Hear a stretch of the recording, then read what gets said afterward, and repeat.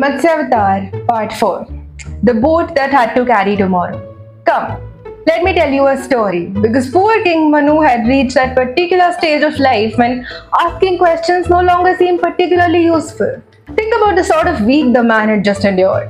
He had gone to the river on one perfectly ordinary morning to perform his prayers, discovered a fish no larger than his own palm, spent several days relocating that fish from one increasingly expensive residence to another because apparently the creature considered growing to impossible sizes a delightful hobby, learned that the fish was none other than Lord Vishnu himself, and had now been informed, with astonishing calmness, I might add, that the entire world was shortly going to disappear beneath the ocean. And honestly, after that series of events, being asked to make an enormously large boat probably doesn't even make the top 3 strangest things you've heard that week. The sea rolled gently against the shore. Vishnu's magnificent form floated upon the water like a mountain made of gold.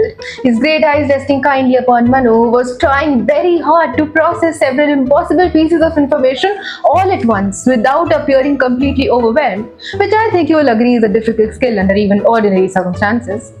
My lord, yes, Manu, this flood that you were talking about, yes, it will cover everything. Vishnu nodded. The forests? Yes. The mountains also? Yes. The rivers in the cities? Those too. What about my mango orchards? Yes, that too, Manu. Now, before everyone laughs, allow me to defend the king for a moment. Every family has that one tree. Don't pretend otherwise. There's always a mango tree planted by someone's grandfather or a neem tree beneath which your grandmother insists that all important family decisions were made. And if someone announced tomorrow that the entire world was ending, I guarantee that at least one person would immediately ask, but what about a mango tree? Human beings are wonderfully predictable in that regard. Manu slowly lowered his eyes. And nothing can prevent this? The end of one age, Vishnu said softly, is the beginning of another.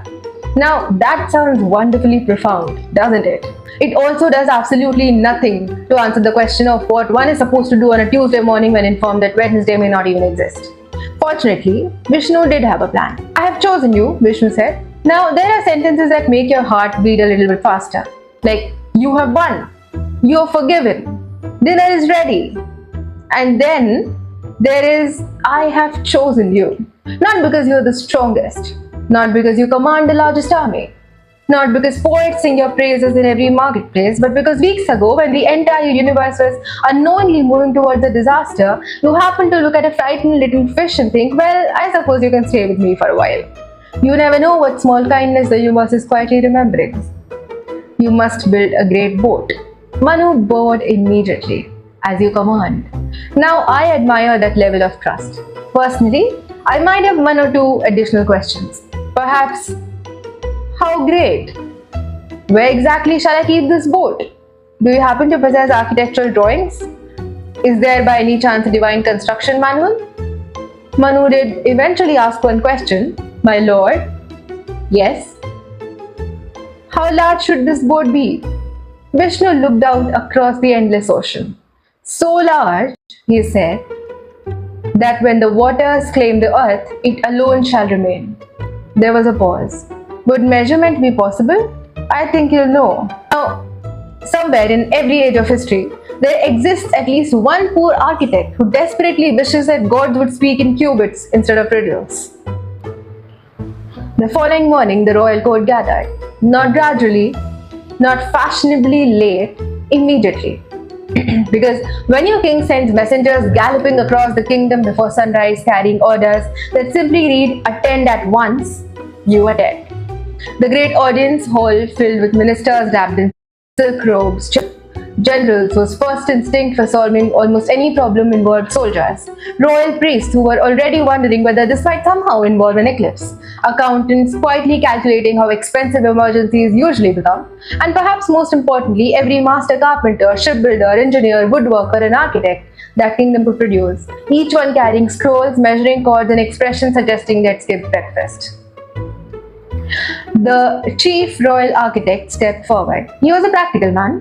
He liked practical problems and practical solutions. Roofs, bridges, storehouses. things that remained politely attached to the ground. He bowed.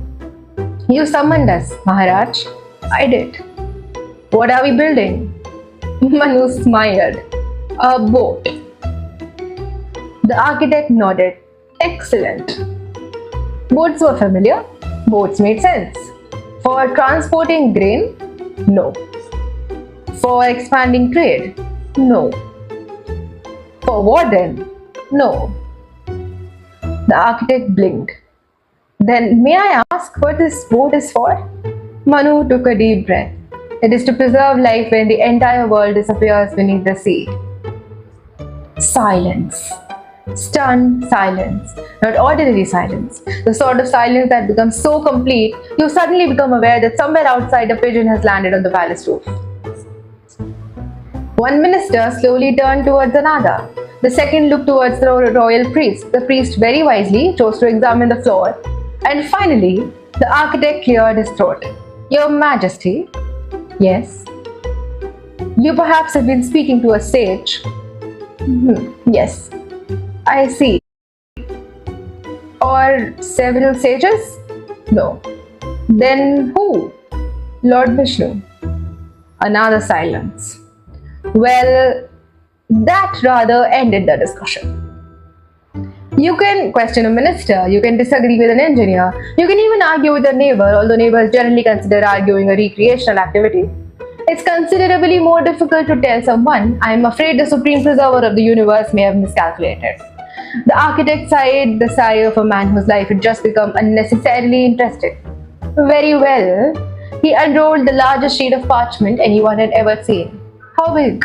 Manu smiled apologetically. I asked. And? He said. The king hesitated. Large enough. The architect closed his eyes very slowly. I suspect at that precise moment, every ancestor of every architect in history simultaneously whispered, "We're going to need more timber." And thus, the greatest construction project that the world had ever witnessed began. Axes rang through ancient forests. Massive trees were selected with great care. Carpenters shaped beams thicker than elephant legs. Blacksmiths worked day and night forging tools. Rope makers twisted miles upon miles of rope until their hands were permanently scented with hemp. The entire kingdom became one enormous workshop. Naturally, people began asking questions. And as we have already established, human beings would rather invent an answer than admit that they haven't the faintest idea what's happening. I heard the king is building a palace that floats. Nonsense. My brother says he is planning to invade an island. We don't even know any islands. Exactly. An elderly man folded his arms confidently. I have known this was coming for years. His grandson looked surprised. You have? No. But people tend to stop asking questions if you say it confidently. A useful trick. Not an honest one, but useful.